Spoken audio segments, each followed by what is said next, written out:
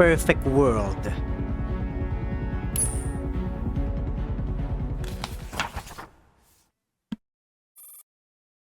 Commander. It has been some time since that incident.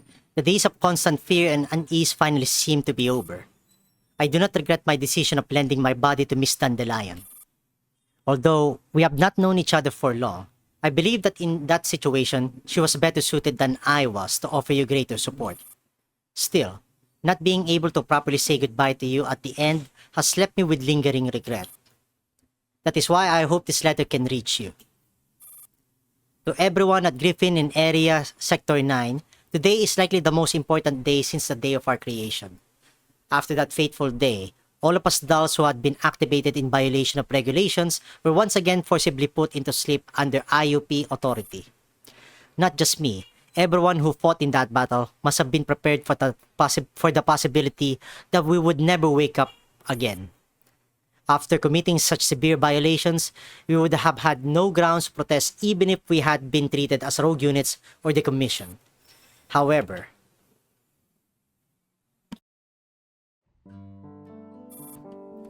Conference Room, Griffin's temporary base. According to the final agreement, all former Griffin and Krieger PMC tactical dolls will be granted full personal autonomy. You may choose to join any registered security contractor or register as unaffiliated dolls and live as civilians. Further details will be provided in written reports. Please complete and submit them to your supervisor, Miss Hellion. The dolls gathered below are stunned for a moment, before erupting into disbelief and celebration. Belka, we're free? We're actually free? That's amazing! I can finally go find my big sis, Kluke. Diane, we can choose our own work? If I don't have to fight anymore, maybe I can pick up the Guzea again. Monsoon Squad. Yuhi, hehe, time to show you all what a dancer I really am, if missions hadn't gotten in the way. Sabrina, I have decided. I'm going to become a chef. And yes, you did. Jiangyu, what the hell? It's past 12. Why are you yelling all of a sudden? Holy, you actually dented the table with that slap. Amidst the joy, however, some dolls stand out with their apparent unease. Springfield. Then, what about the commander? Where is the commander? What are you talking about, Springfield? Of course the commander will still be in charge of us. We're allowed to freely join any registered security contractors or become unaffiliated. Doesn't that imply Griffin will cease to exist? And we will no longer be under anyone's command? Men, her terrified face.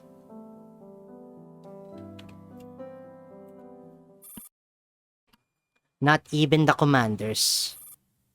Isn't that right?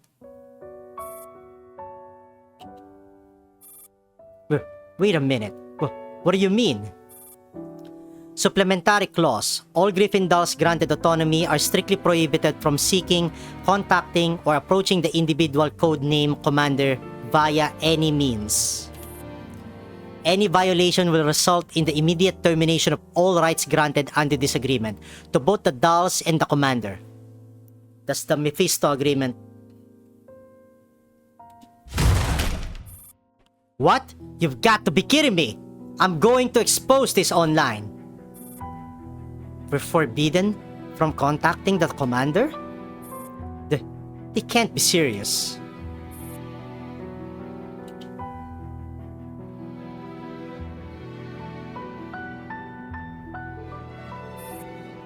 That cold, harsh truth extinguished our joy in an instant, leaving behind a piercing chill. If not for the calming influence of Miss Springfield, Miss Lee, and Miss Carr, those who have always been our role models, things might have escalated into chaos again. And if that had happened, all your sacrifices and efforts would have been for nothing. We were also concerned if you had been captured, imprisoned, or even executed by the URNC. The mere thought filled me with dread and hollowed me out. Thankfully, Miss Springfield reassured us. She was right. If that were the case, the agreement would not need to forbid us from contacting you. Later, Miss Elian confirmed that you were safe. Only then did we manage to accept reality. I heard that before you left, some managed to find ways around the restriction to meet you briefly and say goodbye. I wasn't able to do that, so at the very least, I hope this letter can reach you. Perhaps if Miss Kalina had been the one to comfort everyone, it would have gone more smoothly. Maybe you had your reasons, but she was heartbroken. I have never seen her cry so hard. Her voice went hoarse. From what I later learned, she carried out the task you entrusted to her flawlessly. All 8 factories Miss Dandelion identified were completely destroyed. Nothing was left behind. You must have known that you could count on her, and that's why you were able to leave without hesitation. Still, I don't understand why you had to leave her behind. If you receive this letter, please contact her if you can. She really misses you. I'm sorry. I had so many things I wanted to say, but now that I'm writing, my thoughts feel scattered. I may even sound like I'm telling you what to do. Please forgive me. I understand that there is always an insurmountable barrier between humans and dolls. We are, ultimately, tools created to serve humanity. Among all the people I know, you are the only one who fought to grant us tools freedom. Griffin may be but an empty shell or even disappear entirely. But we have gained the right to live freely, openly under the sun. This must be your final gift to us. I don't know what you gave up, what compromises you made to achieve this. But wherever you are, however you live now, I hope you are not overworking yourself. Without Miss Springfield, will you forget to do your laundry? Without Miss GRG36 and the logistics staff running the cafeteria, will you live on ration bars and instant food? Without Miss MDR and the others to make trouble and bicker with you, will you feel lonely? Without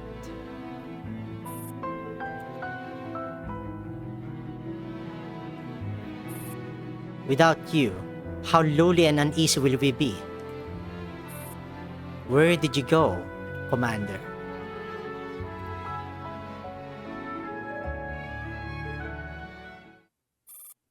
A few days later, outside Griffin's temporary base. Oh! Groza is here!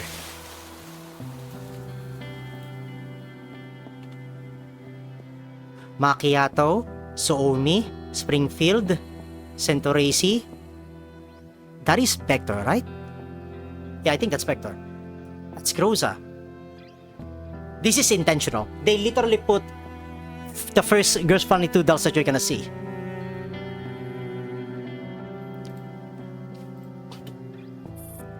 Springfield, what are you staring at? The bus is leaving. When's the next one? In half an hour. Why do I have so much luggage? Hard to believe we're unaffiliated now. What do we even do from now on? Unaffiliated doesn't mean illegal. We're legally unaffiliated and given, what's the term again? Self-determination. Right, that's it. That's exactly what I wanted to say. It was on the tip of my tongue. Miss Vector, your medkit. Thank you. I'll stay a bit longer to finish up my gun maintenance. Go on ahead, GRG36. They call her Groza now! Not OTS-14. What's on your mind, Miss Groza? Our personal belongings should have all been on board the MBB, right?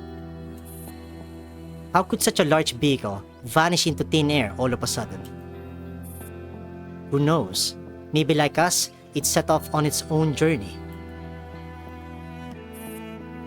Have you decided where you're going? Not yet, but for now, I want to stay a little longer. Just to see where the day might suddenly appear again and bid us good morning with a smile as they always would.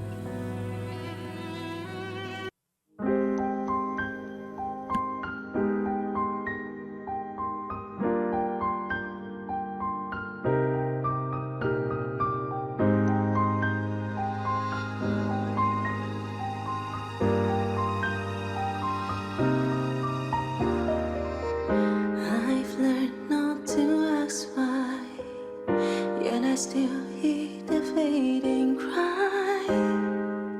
Every sink of deep inside, fighting just to survive. When did it all begin? When did I get caught up in this conflict? After all this time I can live, even we pray us indeed. It was there an answer anywhere. The nightmares on, and why they start to spend sometimes they creep in. Still the flowers all will find a way to bloom as tomorrow's twilight starts to unfold. Separation always leads someone to grow. I have my own path to go.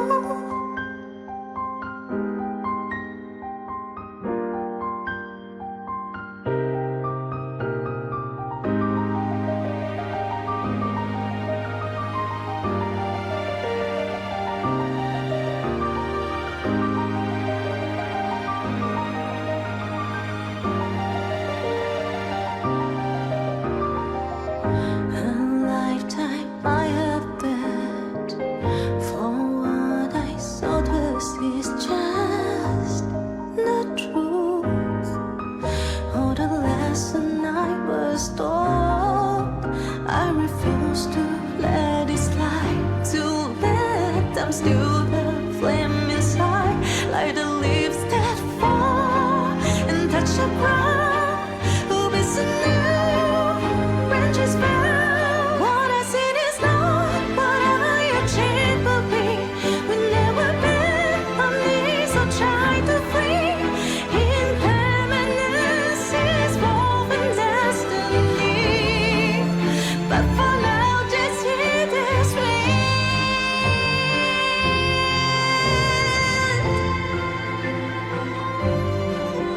I will still connect to where you are, I swear. But friends, loneliness is everywhere. The cruelty of violence into eyes and blood, but they can smell the spots in my heart.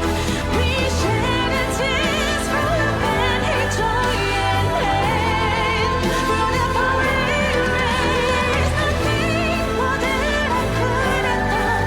The future I have chosen has begun. What I have learned is to get my own award. I have nothing left to hide.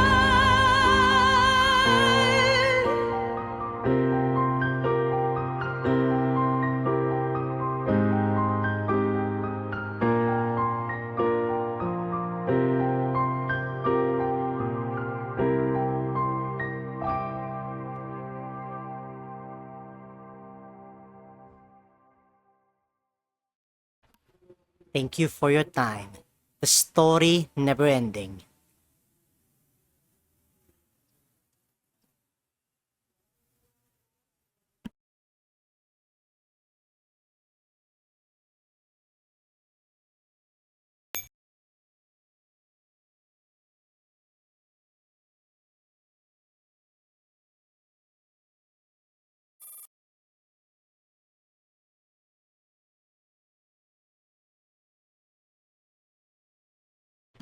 Girls Frontline, true ending.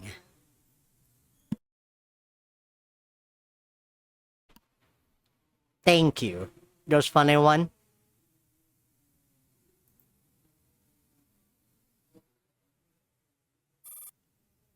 The commander traded their own existence for our future. This is not abandonment. On the contrary, it is the most resolute form of protection. I believe the commander has not truly left us behind. That agreement may be cold, but the memories and bonds between us still burn warmly. She reaches out her hand, as if to touch distant stars. All we need to do is keep living, patiently, earnestly, to live beneath the sky the commander carved out for us. Perhaps one day in the future, we may return to that place again. The place that filled us all with warmth. The place that felt like home.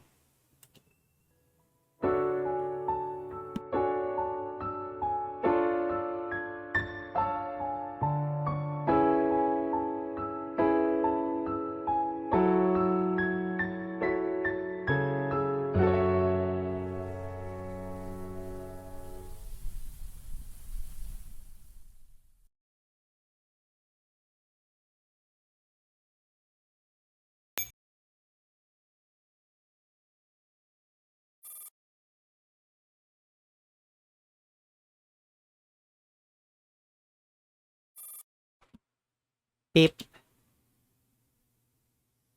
there's more.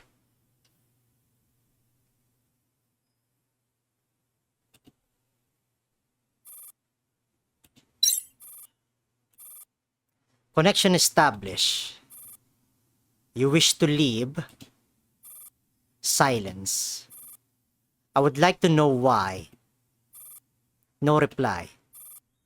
The shattered order is calling for restoration. This broken world can finally be unified. Everything before us shall be reformed into a new world, a new order, and we shall be a shining beacon in this brave new world. Just you, not us. You don't need me, Earl. To you, I'm just a pawn that can easily be replaced. I won't take orders from you anymore. I simply wish to know your final decision.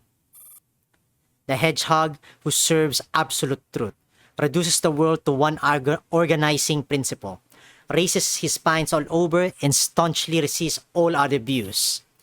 The cunning and mercurial fox rides the wave of tumultuous times, narrowing his eyes and discerning the discordant voices that can reshape the world.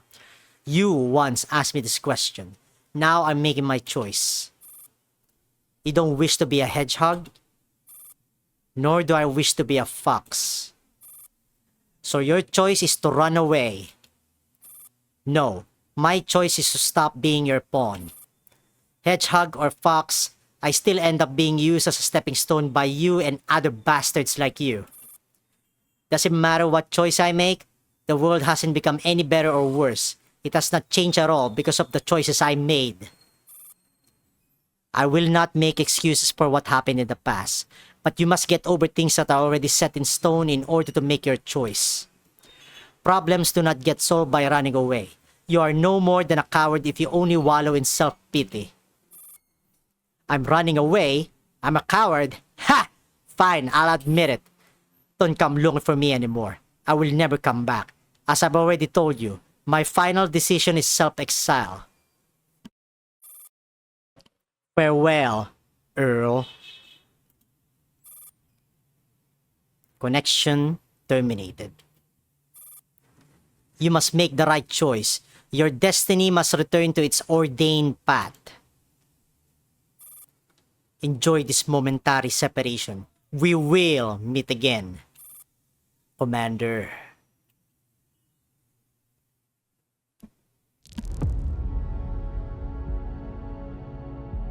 There's another one? Alright.